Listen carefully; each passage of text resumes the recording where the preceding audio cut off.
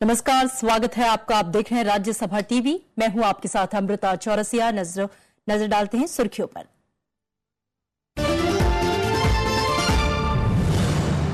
जम्मू कश्मीर में सरकार गठन पर रस्साकशी, पीडीपी ने बढ़ाया दबाव, कहा बीजेपी से ठोस आश्वासन के बाद ही फैसला।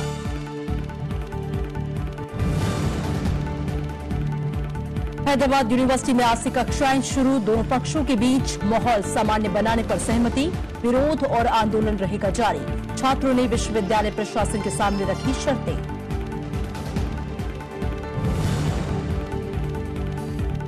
उपराष्ट्रपति आज ब्रुनेई और थाईलैंड के 5 दिवसीय दौरे पर होंगे रवाना। लुक ईस्ट नीति पर होगा जोर, निवेश और व्यापार बढ़ाने के कई समझौतों पर हस्ताक्षर की उम्मीद।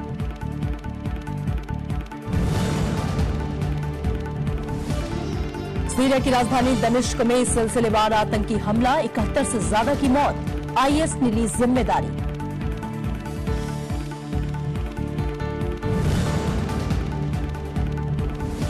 और टीम इंडिया ने रचा इतिहास, ऑस्ट्रेलिया को पहली बार क्लीन स्वीप के लिए किया मजबूर। T20 सीरीज 3-0 से जीतकर पहले पायदान पर पहुंची टीम इंडिया।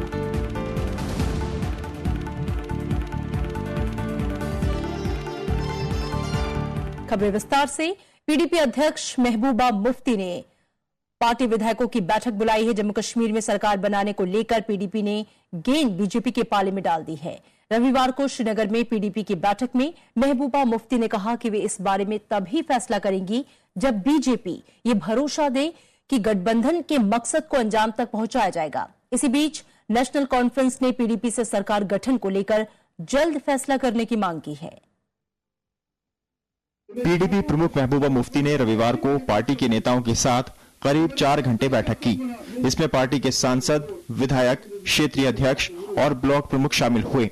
इसमें एजेंडा ऑफ अलायंस, नई सरकार बनाने और बीजेपी के साथ गठबंधन को लेकर बातचीत हुई।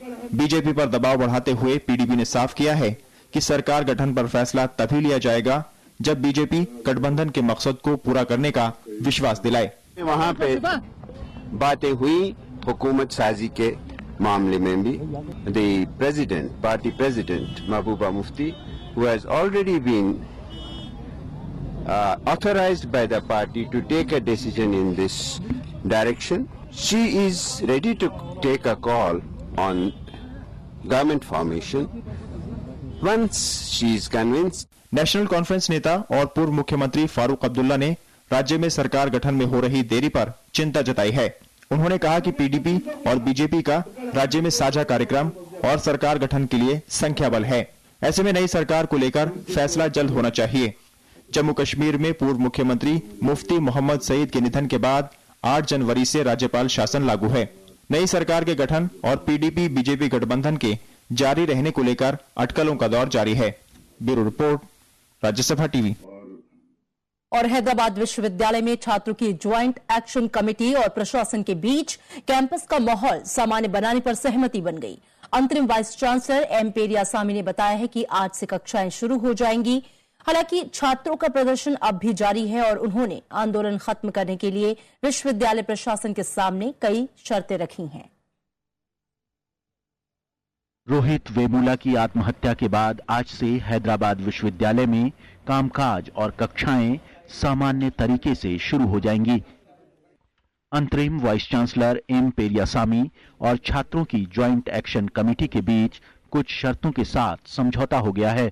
They agreed to for regular functioning of university from tomorrow.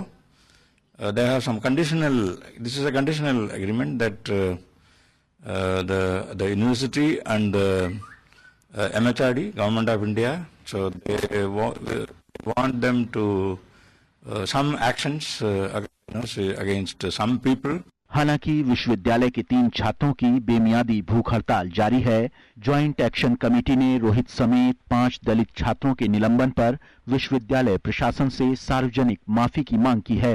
Joint action committee ने बयान जारी कर अप्पा राव के छुट्टी पर जाने के बाद अंतरिम वीसी का पदभार ग्रहण करने वाले विपिन श्रीवास्तव को वाइस चांसलर नहीं बनाए जाने की मांग भी रखी है। प्रदर्शनकारी छात्रों का कहना है कि आलोक पांडे को प्रॉक्टर प्रमुख के पद से हटाया जाए। The two-member committee appointed by MHRD clearly said that there is a wrong and there is irregularities with administration under the Vice Chancellorship of Mr. Parao. Why you are not taking action in that way? वहीं हैदराबाद विश्वविद्यालय छात्र संघ ने अलग से बयान जारी कर प्रशासन से मौजूदा सेमेस्टर को आगे बढ़ाने की मांग पर विचार करने को कहा है। हैदराबाद विश्वविद्यालय के पीएचडी छात्र रोहित वेमुला ने 17 जनवरी को आत्महत्या कर ली थी, जिसके बाद से विश्वविद्यालय का कामकाज बंद पड़ा था। Bureau report, Rajya Sabha TV. और इस बीच रोहित वेमुला की खुदकुशी मामले में कांग्रेस ने प्रधानमंत्री नरेंद्र मोदी पर आरोपी मंत्रियों का बचाव करने का आरोप लगाया है। तो केंद्रीय मंत्री वेंकैया नायडू ने कांग्रेस पर केंद्र सरकार की छवि बिगाड़ने का आरोप लगाया है। कौन सी ऐसी राजनीतिक मजबूरियां हैं जिसके कारण उन्होंने आज तक अपने मंत्रियों के खिलाफ, कुलपति के खिलाफ कोई कार्रवाई नहीं करी। और अगर वो नहीं बताते, उससे स्पष्ट हो जाता है कि उनका भी अनुमोदन है। Let the Congress party explain. Congress party want to take advantage of this and then divert the attention of the people and defame the government. It will boomerang on the Congress party. Truth will come out. We have no problem whatsoever in discussing. Arunachal Pradesh में राष्ट्रपति शासन लगाने के मामले में आज supreme court में सुनवाई होगी। अरुणाचल प्रदेश में राष्ट्रपति शासन लगाए जाने को लेकर केंद्र सरकार शुक्रवार को सुप्रीम कोर्ट में जवाब दाखिल उसने किया था। इस मामले में पिछली सुनवाई के दौरान कोर्ट ने केंद्र और राज्यपाल से पूछा था कि किन परिस्थितियों के तहत राज्य में राष्ट्रपति शासन लगाए जाने का फैसला किया गया। इस बारे में राज्य के राज्यपाल की ओर से भी सीलबंद लिफाफे में अपना जवाब कोर्ट को गुरुवार को ही भेज दिया गया था। पिछले साल कांग्रेसी विधायकों की बगावत से अरुणाचल में राजनीतिक संकट की स्थिति पैदा हो गई थी।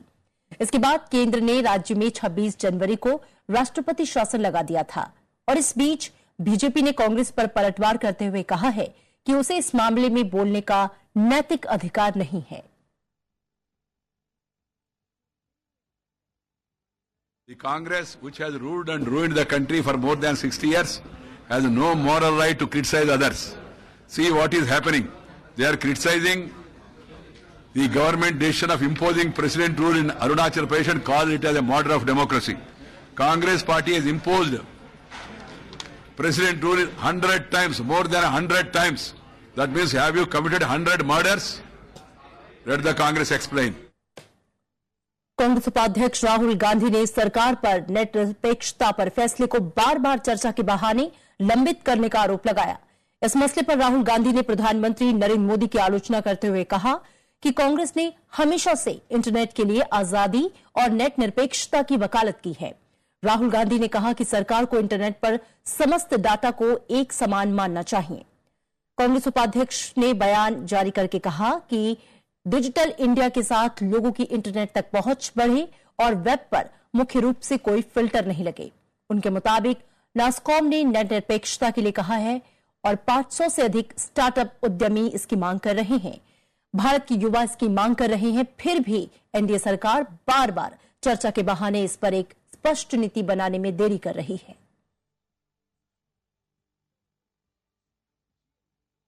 संसद के बजट सत्र की तारीखों को अंतिम रूप देने के लिए संसदीय मामलों पर कैबिनेट समिति की 4 फरवरी को बैठक होगी। संसदीय कार्य मंत्री वेंकैया नायडू ने कल हैदराबाद में इसकी जानकारी दी। उन्होंने कहा कि इस बार बजट सत्र के दौरान ही पश्चिम बंगाल, असम, तमिलनाडु, पुडुचेरी और केरल में विधानसभा चुनाव होना है। नायडू के मुताबिक बजट सत्र की तारीखों को निश्चित करने में इस बात का भी ख्याल रखा जाएगा। साथ ही इन राज्यों की पार्टियों से भी बातचीत की जा रही है। उधर कांग्रेस जल्द ही विपक्षी दलों के नेताओं की बैठक बुला सकती है। इसमें वो बजट सत्र के दौरान अपनाई जाने वाली रणनीति पर विपक्षी दलों के बीच समन्वय का मुद्दा उठाएगी। बीजेपी के वरिष्ठ नेता यशवंत सिन्हा ने प्रधानमंत्री नरेंद्र मोदी की आलोचना से इनकार किया है। उन्होंने कहा कि गोवा में उनकी टिप्पणी को पूरी तरह से गलत रूप में समझा गया और तोड़ मरोड़ कर पेश किया गया। उन्होंने कहा कि उनके बयान में आपातकाल के संदर्भ का मौजूदा सरकार से कोई लेना देना नहीं है।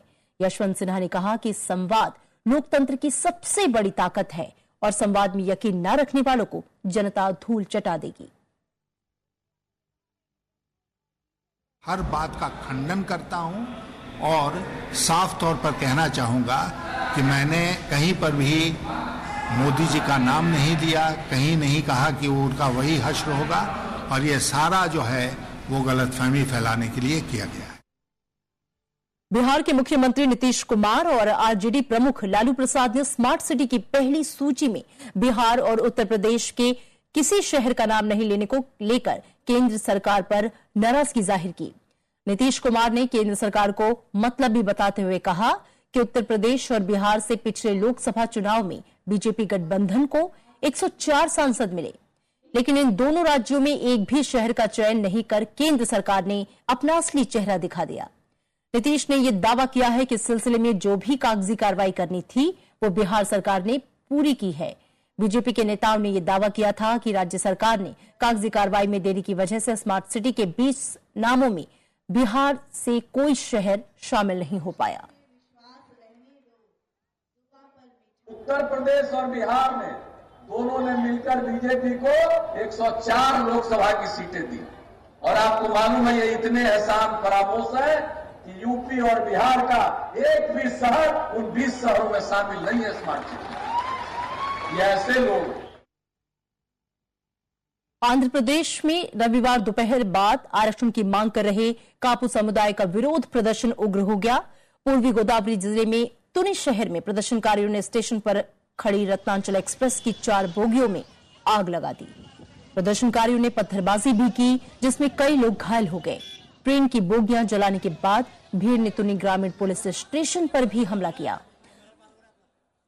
जहां आगजनी की गई, जिसमें कई पुलिस वाले घायल हो गए। एक पुलिस कांस्टेबल की हालत गंभीर बताई जा रही है। पुलिस के 2 वाहनों समेत कई गाड़ियों को भी आग के हवाले कर दिया गया। प्रदर्शनकारियों ने विशाखापट्टनम विजयवाड़ा राष्ट्रीय राजमार्ग को भी जाम किया। पुलिस ने सैकड़ों प्रदर्शनकारियों को गिरफ्तार भी किया है। कापू समुदाय के लोग पिछड़ा वर्ग में आरक्षण की मांग को लेकर प्रदर्शन कर रहे हैं।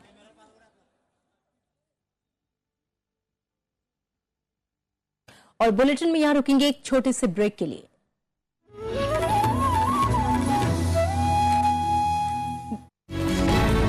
क्या वाकई देश में असहमति के अधिकार को व्यवहारिक तौर पर मान्यता नहीं है?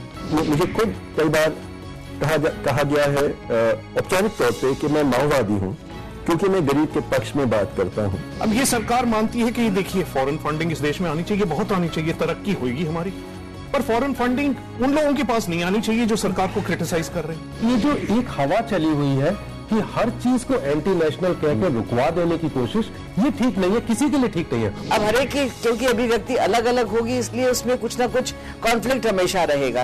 आज खतरे बढ़ रहे हैं, ये कहना मुझे लगता है थोड़ा सा कि इस डिबेट को फिर से पॉलिटिसाइज करने की कोशिश हो रही है, क्योंकि खतरे हमेशा और आने वाले समय में भी रहेंगे। At the last court is there and law is there. देखिए सरोकार सिर्फ राज्यसभा टीवी पर।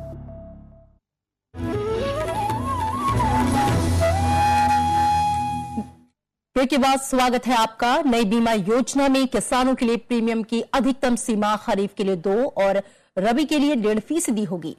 रविवार को प्रधानमंत्री नरेंद्र मोदी ने कल रेडियो पर मन की बात कार्यक्रम के दौरान इसकी जानकारी दी। उन्होंने कई और अहम मसलों पर विचार साझा किया। जनवरी पूज्य बापू को जब स्मरण करते, राष्ट्रपिता महात्मा गांधी को याद करते हुए प्रधानमंत्री नरेंद्र मोदी ने कहा कि खादी में देश की संस्कृति दिखती है। मन की बात कार्यक्रम में लोगों से अनुभव साझा करते हुए प्रधानमंत्री ने कहा कि खादी में करोड़ों लोगों को रोजगार देने की क्षमता है। पूज्य बापू भी हमेशा टेक्नोलॉजी के अपग्रेडेशन के प्रति बहुत ही सजग थे और आग्रही भी थे, और तभी तो हमारा चरखा विकसित होते होते यहां पहुंचा है। इन दिनों सोलर का उपयोग करते हुए चरखा चलाना, सोलर एनर्जी चरखे के साथ जोड़ना बहुत ही सफल प्रयोग रहा है। प्रधानमंत्री ने हरियाणा में आए सामाजिक बदलाव पर संतोष जताया। प्रधानमंत्री ने ज्यादा से ज्यादा किसानों को फसल बीमा योजना से जोड़ने पर जोर दिया। क्या हम संकल्प कर सकते आने वाले 1-2 साल में हम कम से कम देश के 50% किसानों को फसल बीमा से जोड़ सके? बस मुझे इसमें आपकी मदद चाहिए, क्योंकि अगर वो फसल बीमा के साथ जुड़ता है तो संकट के समय एक बहुत बड़ी मदद मिल जाती है। और इस बार प्रधानमंत्री फसल बीमा योजना की इसके अलावा प्रधानमंत्री नरेंद्र मोदी ने स्वच्छता अभियान, स्टार्टअप अभियान समेत कई और मसलों पर अपने विचार साझा किए। मन की बात कार्यक्रम को अब मोबाइल फोन पर भी सुना जा सकता है, जिसके लिए सिर्फ एक नंबर पर मिस कॉल देनी होगी। इसके लिए मोबाइल नंबर होगा 8190881908। मन की बात कार्यक्रम का ये 16वां संस्करण था। Bureau report, Rajya Sabha TV. उपराष्ट्रपति मोहम्मद हामिद अंसारी आज 5 दिनों की ब्रुनेई और थाईलैंड की यात्रा पर रवाना होंगे। लुक ईस्ट नीति के मद्देनजर उपराष्ट्रपति की इन दक्षिण एशियाई देशों की यात्रा काफी अहम है। इसका मकसद निवेश और व्यापार के साथ साथ क्षेत्रीय और अंतर्राष्ट्रीय मुद्दों पर आम राय बनाना भी है। उपराष्ट्रपति राजधानी दार एस सलाम में ब्रुनेई के सुल्तान और क्राउन प्रिंस से मुलाकात करेंगे। साथ ही वहां बसे भारतीयों को भी संबोधित करेंगे। ब्रुनेई के बाद उपराष्ट्रपति 3 फरवरी को थाईलैंड के लिए रवाना होंगे। राजधानी बैंकॉक में उनकी मुलाकात प्रधानमंत्री जनरल प्रयुत चान-ओ-चा से होगी। उपराष्ट्रपति बैंकॉक में बसे भारतीय समुदाय के लोगों से भी मिलेंगे। अफगानिस्तान के चीफ एग्जीक्यूटिव ऑफिसर और मंत्रिमंडल के मुखिया अब्दुल्ला अब्दुल्ला 5 दिनों की भारत यात्रा पर रविवार को दिल्ली पहुंचे। आज अब्दुल्ला अब्दुल्ला प्रधानमंत्री नरेंद्र मोदी से मुलाकात करेंगे। दोनों नेता द्विपक्षीय समेत क्षेत्रीय मसलों पर बातचीत करेंगे। इसमें सुरक्षा के क्षेत्र में आपसी सहयोग भी शामिल है। भारत ने पिछले महीने ही अफगानिस्तान को 3 Mi-35 हेलीकॉप्टर दिए हैं। इससे अफगानिस्तान को आतंकवाद से निपटने में मदद मिलेगी। अब्दुल्ला अब्दुल्ला के इस दौरे से दोनों देशों के बीच सुरक्षा के क्षेत्र में सहयोग मजबूत होने की उम्मीद है। प्रधानमंत्री से मुलाकात के बाद अब्दुल्ला अब्दुल्ला विदेश मंत्री सुषमा स्वराज से भी मुलाकात करेंगे। वो मंगलवार को जयपुर में काउंटर टेररिज्म पर हो रहे एक कॉन्फ्रेंस में भी हिस्सा लेंगे। सीरिया के दमिश्क में हुए सिलसिलेवार बम धमाके में 71 से ज्यादा लोग मारे गए हैं, जबकि 100 से ज्यादा लोग घायल हुए। आतंकी संगठन आईएस ने हमले की जिम्मेदारी ली है। ये हमले ऐसे समय हुए हैं जब सीरिया सरकार और विपक्षी संगठन जिनेवा में संयुक्त राष्ट्र के शांति वार्ता के लिए जमा हुए हैं। दमिश्क में हुए धमाके का असर जिनेवा में चल रही शांति वार्ता पर भी दिखा। सीरिया का प्रतिनिधित्व कर रहे बशर जाफरी ने आरोप लगाया कि देश में अराजकता फैलाने के लिए आतंकियों को विदेशों से वित्तीय मदद दी जा रही है। उन्होंने कहा कि सरकार की प्राथमिकता लोगों की सुरक्षा है। Syrian government, like any other government in the world, has the duty to protect its own people, to protect its own territory, and to show to everybody that those who are imposing on the Syrian people. इधर सीरियाई विपक्ष ने बातचीत को सकारात्मक बताया है। हालांकि उन्होंने चेतावनी दी है कि अगर सीरिया में बशर अल असद सरकार ने विपक्षी गुटों पर हमले बंद नहीं किए तो वो जिनेवा शांति वार्ता से अलग हो जाएगा। الاجتماع اليوم جدا ايجابي مع السيد دمستورة. يعني الامور مشجعه، الامور ايجابيه بخصوص القضايا الانسانيه. इस बीच सीरिया में पैगंबर मोहम्मद की नवासी सैयदा जैनब की मजार के करीब हुए सिलसिलेवार बम धमाकों में 71 से ज्यादा लोग मारे गए हैं। हमले की जिम्मेदारी आईएस ने ली है। ये धमाके ऐसे वक्त में हुए हैं जब सीरियाई सरकार और विपक्षी गुटों के बीच संयुक्त राष्ट्र की पहल पर जिनेवा में बातचीत चल रही है। पिछले 5 सालों में सीरिया युद्ध के मैदान में तब्दील हो चुका है। एक ओर सीरियाई सरकार और विद्रोही संगठनों के बीच लड़ाई चल रही है, तो वहीं दूसरी ओर सीरिया के बड़े हिस्से पर कब्जा जमा चुका इस्लामिक स्टेट भी तबाही मचा रहा है। Bureau report, Rajya Sabha TV. उत्तर पूर्वी नाइजीरिया में आतंकी संगठन बोको हराम के हमले में 86 लोगों के मारे जाने की खबर है। जस्मदीद के मुताबिक बोको हराम ने कई घरों में आग लगा दी। दलोरी गांव और उसके करीब 2 शिविरों पर बीती रात हमला किया गया।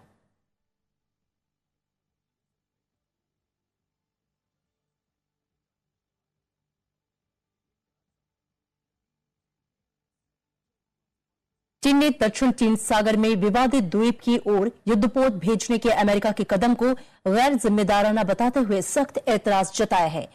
चीन ने उसे उकसावे की कार्रवाई करार देते हुए चेतावनी दी है कि इससे क्षेत्रीय स्थिरता के लिए बहुत खतरनाक नतीजे हो सकते हैं। चीन के रक्षा मंत्रालय के प्रवक्ता यांग युजुन ने कहा कि चीन की संप्रभुता की रक्षा के लिए चीनी सैन्य बल हर जरूरी कदम उठाएंगे। चीन का बयान उस वक्त आया है जब guided missile destroyer USS Curtis Wilbur Zhongjian Dao द्वीप के 12 समुद्री मील के एक क्षेत्र में चला गया था। अमेरिका के रक्षा मंत्रालय के प्रवक्ता मार्क राइट ने कहा कि पार्सल द्वीप पर दावा करने वाले पक्षों के समुद्री दावों को चुनौती देने के लिए ऐसा किया गया है। और भारत ने ऑस्ट्रेलिया को सीरीज में 3-0 से मात दी है। रविवार को सिडनी में दोनों टीमों के बीच रोमांचक मुकाबला देखने को मिला। टीम इंडिया ने विशाल स्कोर का पीछा कर जीत दर्ज की। इसके साथ ही T20 रैंकिंग में भारत पहले पायदान पर पहुंच गया है। 140 साल के क्रिकेट इतिहास में ऑस्ट्रेलिया पहले घरेलू सरजमीं पर क्लीन स्वीप के लिए मजबूर हुआ। सुरेश रैना के इसी शॉट के साथ टीम इंडिया ने ऑस्ट्रेलिया को T20 सीरीज के तीसरे मैच में शिकस्त दे दी और भारत को T20 रैंकिंग में पहले नंबर पर पहुंचा दिया। सिडनी में भारत और ऑस्ट्रेलिया के बीच खेले गए तीसरे और आखिरी T20 मैच में भारत ने ऑस्ट्रेलिया को 7 विकेट से हराया। I feel the batsmen were doing really good job. What really happened was the bowlers started chipping in more. Yes, it may be the extra fielder that they get in the T20s, outside, so the spinners feel a bit more comfortable. Also, the execution of the Yorkers was very good. And at the same time, I think the batsmen, they gave that extra 10%, after playing 4 or 5 ODIs. Match में पहले बल्लेबाजी करते हुए Australia ने भारत के सामने जीत के लिए 198 रनों का लक्ष्य रखा था।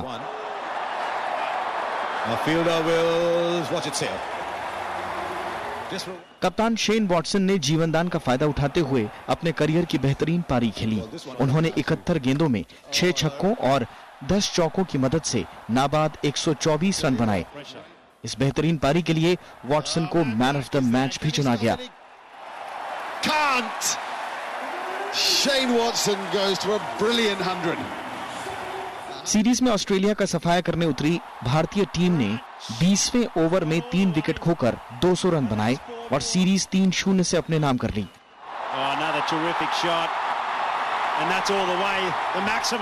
भारत की तरफ से रोहित शर्मा ने 52, शिखर धवन ने 26 और विराट कोहली ने 50 रन बनाए। जबकि सुरेश रैना ने 49 और युवराज सिंह ने 15 रनों की नाबाद पारी खेली।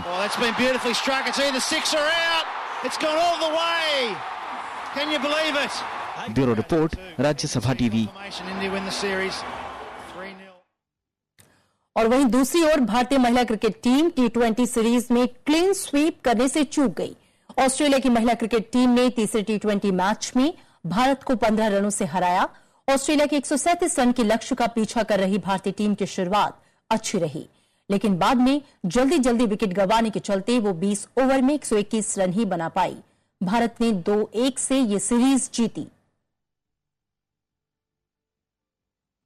We were cruising at some point and a couple of top order batsmen wickets, and after that we could not recover, but I guess that's what the format is. दुनिया की नंबर 1 खिलाड़ी नोवाक जोकोविच ने 30 बार Australian open का खिताब अपने नाम कर लिया। फाइनल में जोकोविच ने ब्रिटेन के एंडी मरी को सीधे सेटों में 6-1, 7-5, 7-6 से हरा दिया। जोकोविच लगातार दूसरी बार ऑस्ट्रेलियन ओपन जीतने में कामयाब रहे। पिछले साल भी जोकोविच ने फाइनल में मरी को शिकस्त दी थी। इसके साथ ही जोकोविच ने पूर्व ऑस्ट्रेलियाई दिग्गज रॉय इमर्सन के 6 ऑस्ट्रेलियन ओपन खिताब के रिकॉर्ड की बराबरी कर ली। सर्बियाई खिलाड़ी जोकोविच के करियर का ये 11वां ग्रैंड स्लैम खिताब है।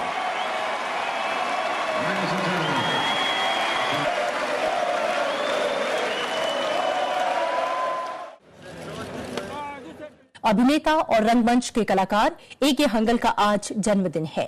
फिल्मों के जरिए आम आदमी के किरदार को उन्होंने बखूबी निभाया। ये इतना सन्नाटा क्यों है भाई? लरजती आवाज और बेचारगी के एहसास में बोला गया। फिल्म शोले का ये संवाद A.K. हंगल की पहचान बन गया।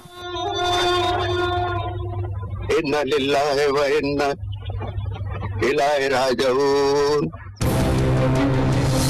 1 फरवरी 1914 को सियालकोट में जन्मे अवतार विनीत किशन हंगल कम्युनिस्ट पार्टी के सक्रिय कार्यकर्ता रहे। मुंबई आकर A K. Hangal Indian people's theatre association से जुड़ गए। अगर औलाद लायक होगी तो बाप की शान में 4 चांद लगा देगी, नालायक होगी तो उसकी बेशुमार दौलत को धूल में मिला देगी। थिएटर की दुनिया में खुश ए.के. हंगल को धीरे धीरे रुपहला पर्दा रास आ गया। वो फिल्मों में कभी पिता, कभी दादा तो कभी नौकर का किरदार निभाते नजर आए। न जाने तूने कितने घर बर्बाद किए होंगे। बदमाश, शैतान, गद्दार, खामखा मजदूरों को मत भड़काओ। हड़ताल पे जाने के लिए अपनी ताकत का अंदाजा भी लगाना पड़ता है। उन्होंने 200 से ज्यादा फिल्मों में अभिनय किया। उन्हें 2006 में पद्म विभूषण से सम्मानित किया गया। 26 अगस्त 2012 को उन्होंने दुनिया को अलविदा कह दिया। Bureau report, Rajya Sabha TV. और चलते चलते नजर हेडलाइंस पर।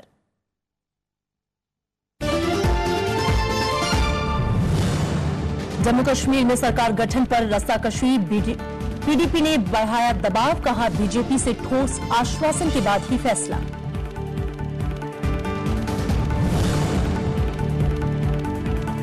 हैदराबाद यूनिवर्सिटी में आज से कक्षाएं शुरू, दोनों पक्षों के बीच माहौल सामान्य बनाने पर सहमति। विरोध और आंदोलन रहेगा जारी, छात्रों ने विश्वविद्यालय प्रशासन के सामने रखी शर्तें।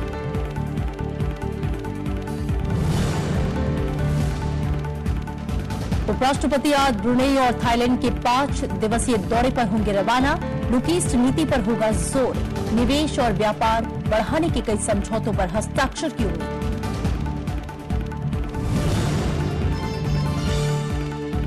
सीरिया की राजधानी दमिश्क में सिलसिलेवार आतंकी हमला, 71 से ज्यादा की मौत, आईएस ने ली जिम्मेदारी।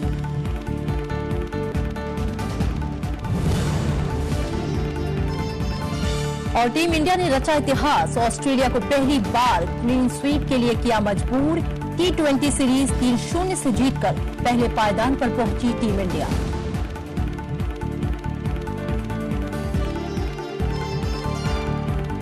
और फिलहाल खबरों में इतना ही, आगे देखिए गुफ्तगू।